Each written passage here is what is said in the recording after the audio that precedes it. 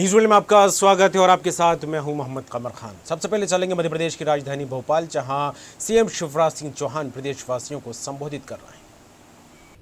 प्रिय बहनों और भाइयों, भांजे और भांजियों, नमस्कार। देश के कुछ राज्यों में और प्रदेश के कुछ जिलों में एक बार कोरोना का संक्रमण फिर से बढ़ रहा है। बढ़ती हुई सर्दी के साथ संक्रमण का खतरा लगातार बढ़ता है, इसलिए अभी सावधान रहने की जरूरत है। भोपाल, इंदौर, ग्वालियर, जबलपुर, रतलाम, धार, विदिशा ऐसे जिले जहां और विशेष ध्यान देने की आवश्यकता है। कोरोना संक्रमण को रोकने के लिए समाज के साथ मिलकर हम हर संभव उपाय कर रहे हैं, कोई कसर नहीं छोड़ रहे हैं। और खुशी की बात यह है कि अब जल्दी वैक्सीन आने की संभावना भी बढ़ गई है, लेकिन अभी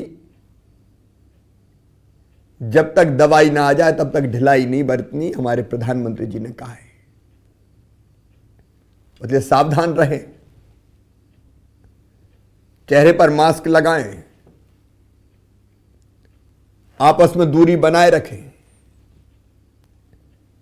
बार बार साबुन से हाथ धोएं। मास्क की अभी वैक्सीन है, जहां सावधानी बरती वहां परिणाम बहुत अच्छे आए। इंदौर और भोपाल के वो उदाहरण हमारे सामने हैं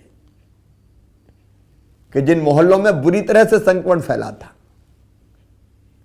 वो अब लगभग संक्रमण से मुक्त है।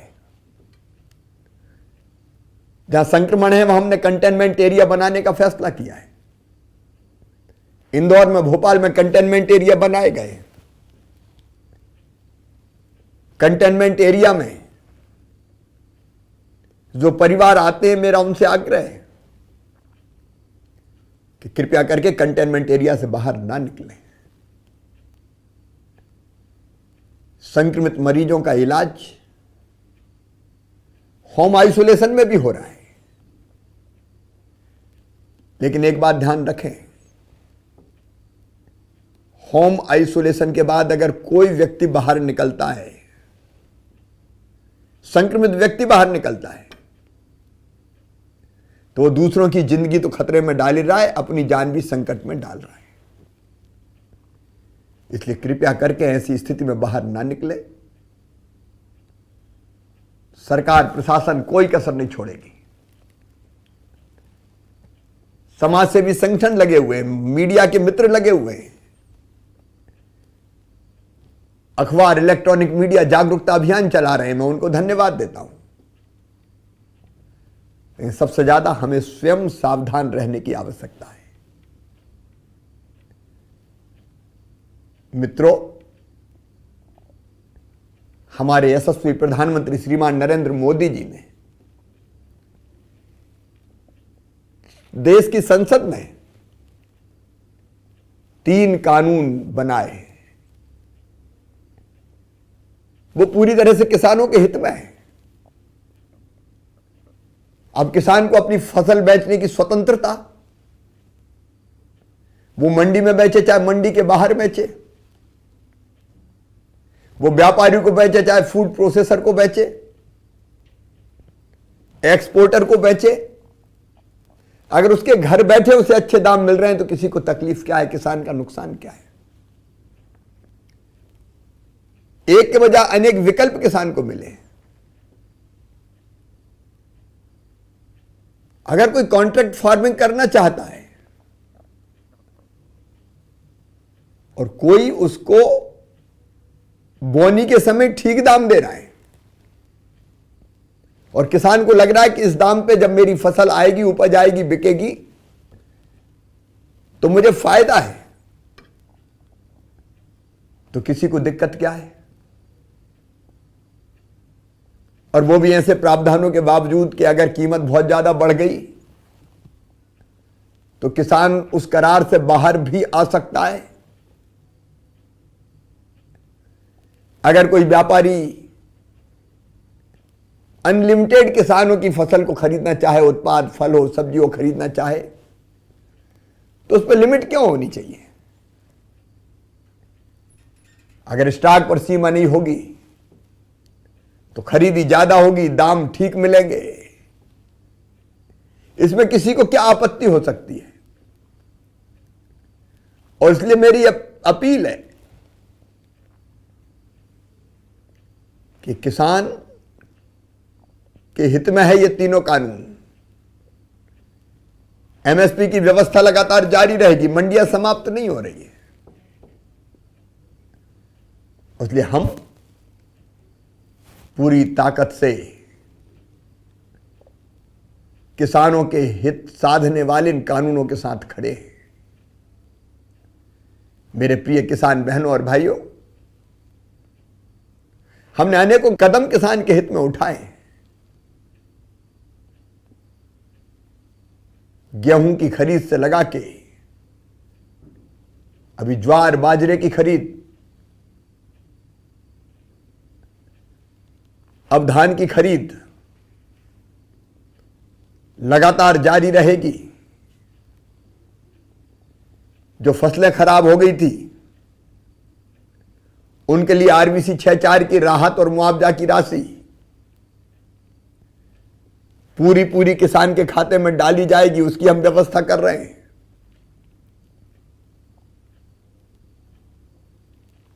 अभी 3 तारीख को ही प्रधानमंत्री किसान सम्मान निधि के साथ जोड़ के जो मुख्यमंत्री किसान कल्याण निधि बनाई है, उसका पैसा फिर 5 लाख किसानों के खाते में जाएगा। 4,000 रुपया मध्य प्रदेश सरकार हर साल देगी 2 किस्तों में। एक नहीं अनेकों कदम किसान के हित में उठाए गए और आगे उठाते रहेंगे। आखिर खेती को फायदे का धंधा बनाना है, हम कोई कसर थोड़ी छोड़ेंगे। लेकिन मुझे यह बताते हुए भी खुशी है कि मेरी प्राथमिकता, राज्य सरकार की प्राथमिकता है सुशासन देना। और इसलिए एक तरफ जहां हम सीएम हेल्पलाइन प्रभावी ढंग से फिर प्रारंभ कर रहे हैं, पिछली सरकार ने ठंडे बस्ते में डाल दी थी। मैं लगातार मॉनिटरिंग करूंगा। वहीं दूसरी तरफ समाधान ऑनलाइन फिर से प्रारंभ की जा रही है। मैं औचक निरीक्षण करके भी जनता की समस्याएं जानूंगा, योजनाओं के क्रियान्वयन को देखूंगा।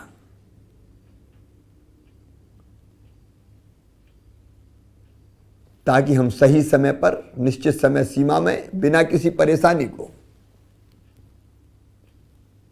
परेशानी के योजनाओं का लाभ दे सकें। लेकिन एक बात और साफ है, आप लगातार समाचार पत्रों के माध्यम से, टेलीविजन के माध्यम से, न्यूज चैनल्स के माध्यम से देख रहे होंगे, सुशासन का मूल मंत्र मेरा सज्जनों के लिए फूल से ज्यादा कोमल और दुष्टों के लिए वज्र से ज्यादा कठोर है मेरी सरकार। इसलिए आम जन के हितों को पूरी तरह से संरक्षित रखेंगे। लेकिन माफिया, रसूखदार, सरगना, अड़ीबाज, सट्टेबाज, तस्कर, गुंडे, बदमाश, मसल पावर का इस्तेमाल करके कब्जा करने वाले, कोई माफिया छोड़े नहीं जाएंगे। लगातार कार्रवाई जारी है। मैंने अधिकारियों को साफ निर्देश दिए कि ऐसे लोगों को नेस्त नाबूद कर दो। इंदौर में, भोपाल में, जबलपुर में, मंदसौर, आगर, नीमच, सतना, उज्जैन, सीहोर, चौतरफा कार्रवाई चल रही है। कोई बेईमान कोई माफिया छोड़ा नहीं जाएगा। आखिर ये जनता के हकों पर डाका डालते हैं, कानून और व्यवस्था से खिलवाड़ करते हैं। हम इन्हें नहीं छोड़ेंगे। और इसी तरह मिलावट खोरों के खिलाफ अभियान जारी है। मिलावट से मुक्ति अभियान लगातार हम प्रभावी कार्रवाई कर रहे हैं।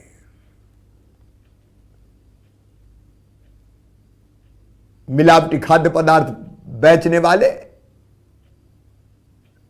लोगों की जिंदगी से खिलवाड़ करते हैं। ये माफ करने के लायक नहीं है। मेरा संकल्प है इनको नेस्त नाबूद करने का। यह अभियान लगातार जारी रहेगा। एक और कानून हम बना रहे हैं, उसकी तैयारी लगभग हो गई है। भोली भाली बेटियों को बहका के, फुसला के, डरा के, धमका के उनके साथ शादी कर ली जाती है और बाद में धर्मांतरण का कुचक्र चलता है। वस्तुतः ऐसी बेटियों की जिंदगी नरक बना दी जाती है। हम अपनी बेटियों को ऐसे नरक में नहीं जाने देंगे। प्रेम के नाम पर आड़ में ये करतूतें किसी कीमत पर नहीं चलेगी। ऐसे लोगों को सख्त से सख्त सजा दी जाएगी। विधानसभा के अगले सत्र में यह कानून बन जाएगा, विधेयक पारित कराएंगे। मां, बहन और बेटी का सम्मान बचाना हमारी जिम्मेदारी है। महिला सशक्तिकरण हमारा लक्ष्य है। हम उसको पूरा करके ही चैन की सांस लेंगे। आइए हम सब मिलकर बनाए आत्मनिर्भर मध्य प्रदेश। विकास की नई यात्रा प्रारंभ करें। लोकल को वोकल बनाएं। स्थानीय भाई और बहनों द्वारा बनाई हुई वस्तुओं का हम उपयोग करें, उन्हीं को खरीदें। महिला स्वास्थ्य सहायता समूह द्वारा बनाई हुई चीजों को खरीदें और प्रदेश की प्रगति और विकास में अपना योगदान दें। बहुत बहुत धन्यवाद।